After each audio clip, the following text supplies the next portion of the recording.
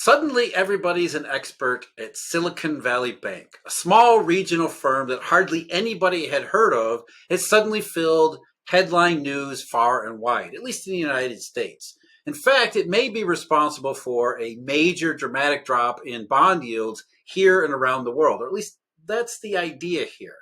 So we need to investigate because there's something going on. There's certainly something going on in the marketplace, and Silicon Valley is a good place to start because there's a lot of different factors at play here, many of which kind of converge in its business model, as well as the general conditions of what we've been talking about for the last year or so. But in reality, it goes back to last September and October.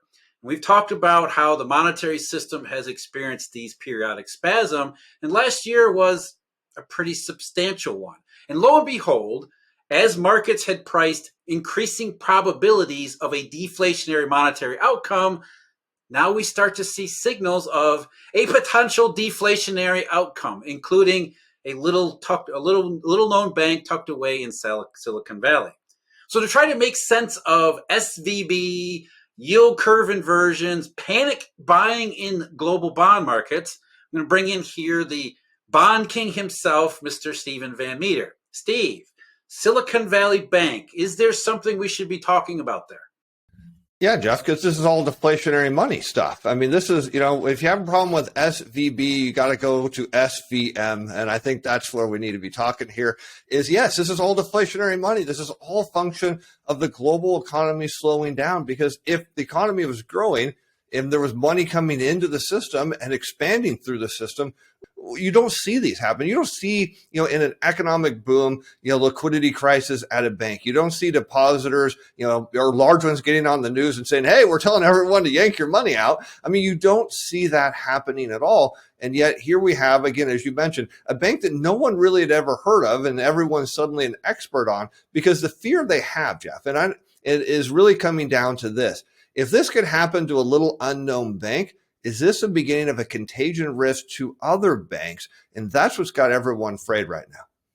Yeah, I think that's the point, is right, because we've seen it happen. If you see it a little bit off along the edges or out of the outer rings or the outer layers of the monetary system, you're right. These things don't happen when everything is going really fine. It's one of those things that, okay, it's not a big deal in and of itself. Silicon Valley Bank is not a globally systemic important financial institution. What do they call it? GSIBs, global systemically important bank. That's not Silicon Valley Bank. And so the reason people are paying attention to it is because it grabs your attention. This is not normal. This is something that should not be happening, especially now because the U.S. economy is booming. Jay Powell and Janet Yellen and everybody in the government says everything is fine. The financial system is more than resilient. In fact, it's so resilient, the Fed needs to slam the brakes on even harder. And yet, like last September, all that stuff that was not really about the UK, those Swiss National Bank dollar auctions, even though that was never a big thing, that was one of those things that said deflationary money. And now we've got a firm that's on the brink of perhaps insolvency. We'll see how that plays out.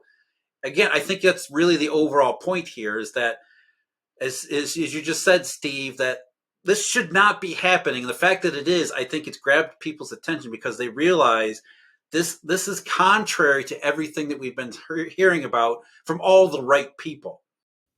Yeah, because Jeff, we look at the payroll report. So we had last month's overly amazing number, downwardly revised to still an amazing, 502,000 or something like that. This month, 311,000. So if you look at it from, a central banker's perspective, you're Jay Powell and you're looking at these payroll numbers, you go like, wow, this is fantastic news. It shows the economy is expanding. It puts pressure perhaps on inflation from demand. So we need to keep hiking rates. And then off, like you said, out on the fringe, you have, this bank, and if you were in Silicon Valley, you would know who they are. If you're anywhere else, you have no clue. Is this a function of complete mismanagement that, hey, this is just a one-off issue? Or is there something going on in the underlying plumbing of the monetary system that is saying that, hey, maybe this looks like just an isolated case, But where there's one cockroach, I like to say, there's usually some more. And that's the fear, is because if you look at the GSIBs, right, your Wells Fargo's, your JP Morgans, and, Citibanks, these big banks out there, they're not at any risk in terms of what we're seeing in Silicon Valley. The fear is, because a lot of people bank at these small and mid-sized banks, is this the beginning of something that's now going to pop up all over the country?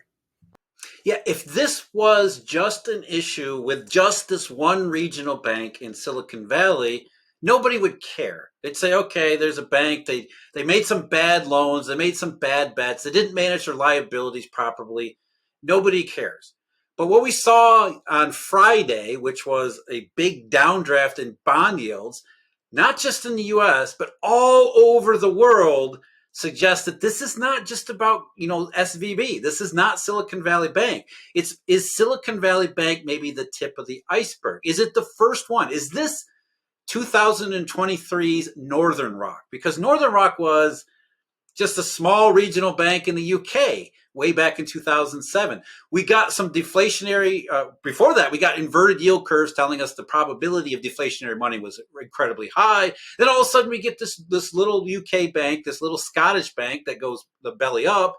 And suddenly everybody's on notice that it's not about the individual bank, it's about the monetary system. Now, to be clear, I'm not saying that we're repeating 2008 subprime mortgage crisis or anything like that, but that curves have been absolutely consistently, persistently predicting this type of outcome. The fact that inversion means that lower rates are expected to go lower in the future. How do rates go lower in the future? There's only really a couple ways to do that. And one of them is if the financial system is being disrupted by deflationary money. So from last year on into this year, it's a continuous worry, a continuous signals from inside the monetary system that not everything is going as well as it's supposed to. So I think, Jeff, what you're trying to tell us here, and you please correct me if I'm wrong, that if we look at the banking system, under normal times, we can't tell maybe the bad ones from the good ones because there's enough money being created, there's enough credit expanding, there's enough things going on that even the bad ones can eke by doing garbage loans. It's when we have deflationary money, the rot starts to float to the top. Now, what we don't know, because we don't have the details yet, is maybe there's rot inside SVB that we're unaware of that I imagine in the weeks, if that's true, will come out, and then we can say, aha, look at that. But the other side is, where's the other rot? And I think that's what you're trying to tell us, is there may be other rot here. We just don't know how bad, because we just don't know how bad the deflationary money is yet. But the curves tell us it's probably going to get a lot worse. That's the thing about deflationary money, right, Steve? If you're a liquidity provider, you're a money provider, suddenly you're skittish, you don't see there's enough liquidity in the system as it is, you start to become very choosy.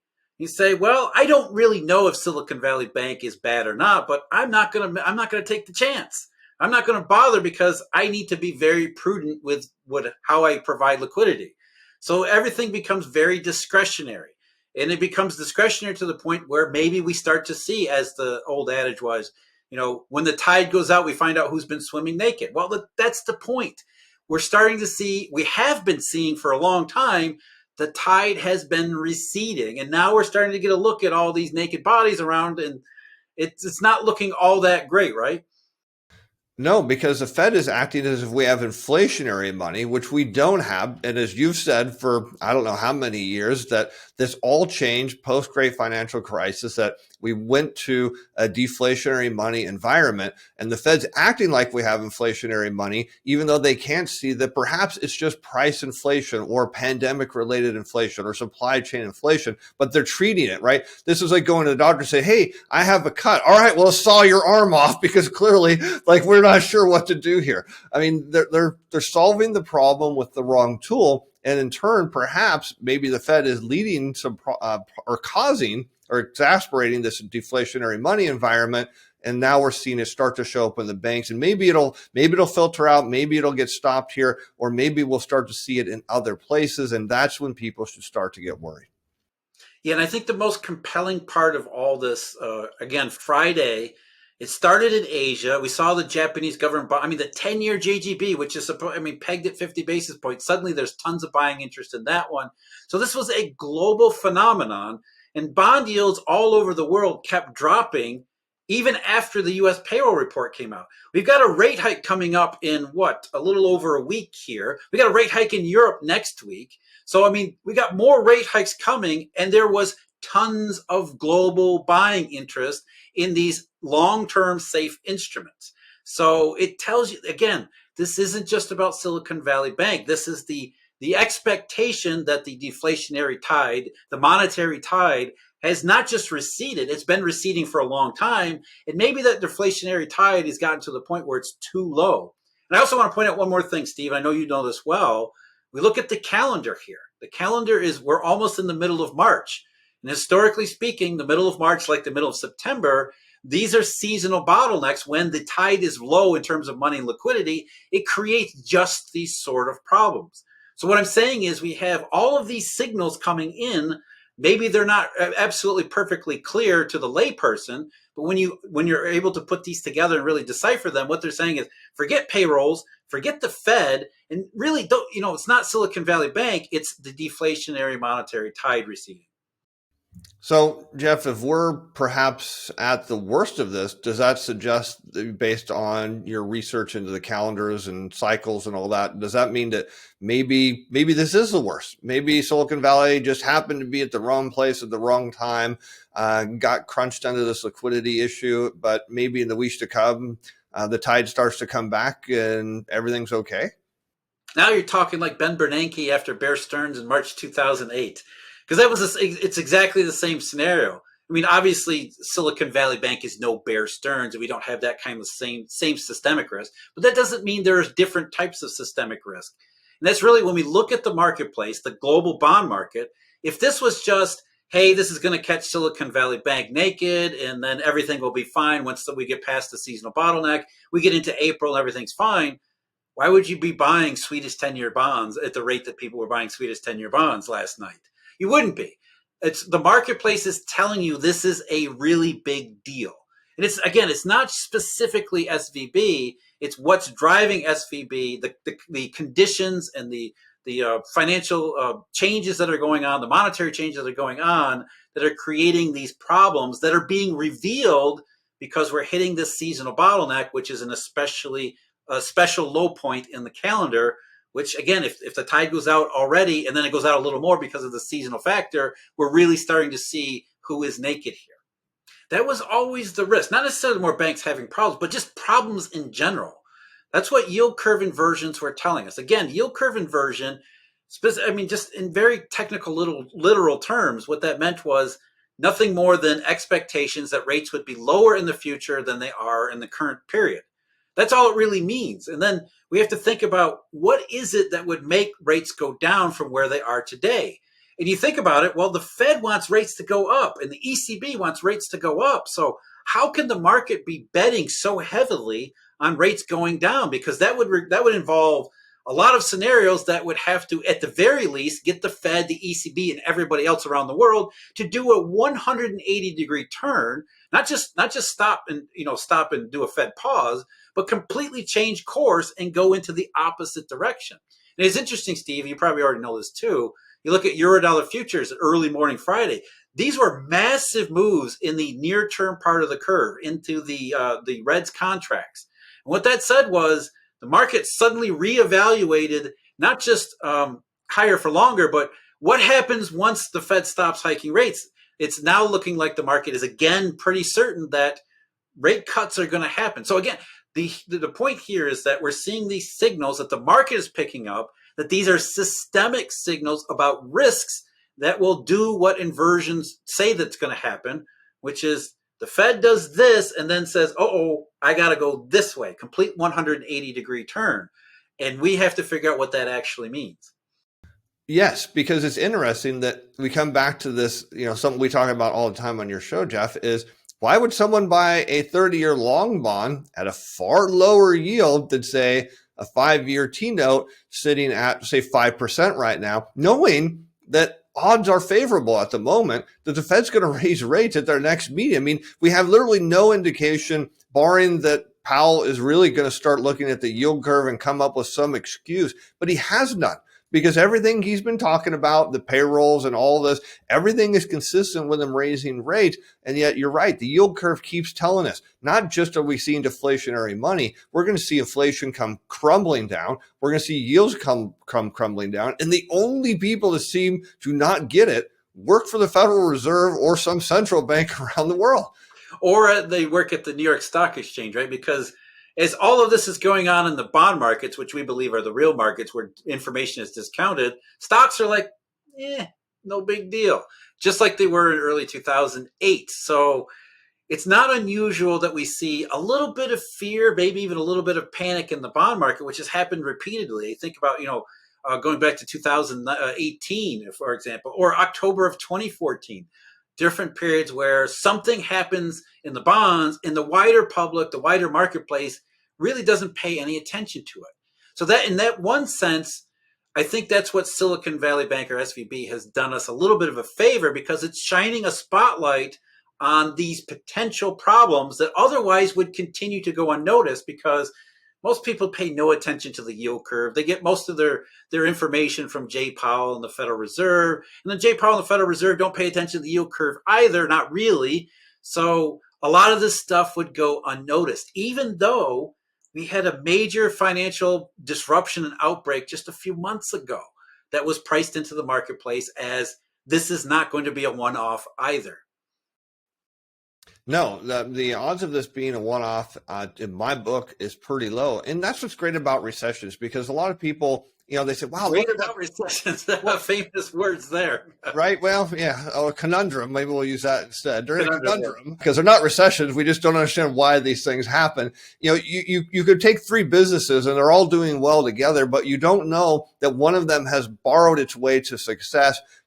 Once the economy slows down, once demand slows down, once all that changes, then you find out that, hey, maybe those two on the left, they have really strong balance sheets, they have cash. The other one is literally living loan to loan and they can't survive anymore. I think that's what we're starting to see here, Jeff. And that's what deflationary money does for us. It says, hey, look, whatever things you're doing right now, if you are cheating the system and playing the game to get ahead, well, we're going to fix that real quick. Again, we don't know if SVB has done anything bad. Maybe they're just at the wrong place at the wrong time, and we know they don't have the assets they need to keep going.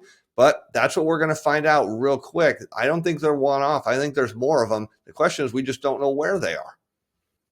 Yeah, and it's, as you said, the wrong place at the wrong time. And the wrong place and the wrong time means the economy, generally speaking, not in a good place. The economy is likely heading into a bad place. At the same time, the monetary system is constrained, and therefore taking a second, third, maybe fourth look at some of these weaker institutions and deciding, maybe I'm not going to put any money there. Maybe the marketplace is going to tighten up even further. So thank you for joining me again, Steve. Let's do this again next week to see if, first of all, to see how SVB turns out and how the bond market goes on the other side of the March bottleneck. I'll look forward to it, Jeff. Thanks for having me on. All right, take care.